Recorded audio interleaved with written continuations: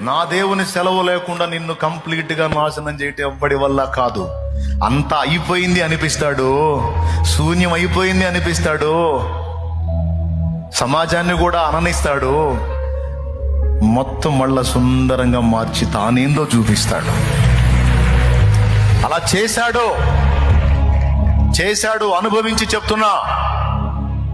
అనుభవించే చెప్తున్నా. నవ్వే వాళ్ళని నవ్వనిస్తాడు, ఎగతాళి చేసే వాళ్ళని ఎగతాళి చేయనిస్తాడు, హింసించే వాళ్ళని హింసించనిస్తాడు, దూషించే వాళ్ళని దూషించనిస్తాడు. ఇన్ని జరుగుతున్నా ఏమీ పట్టినట్టు మౌనంగా ఉంటాడు.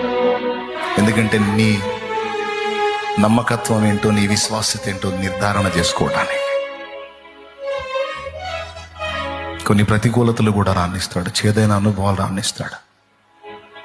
మరి నీ ఒరిజినాలిటీ తేలాలి కదా, నిన్ను బట్టి రేపు మెచ్చుకోవాలి కదా. ఆయనే అడుగుతాడు.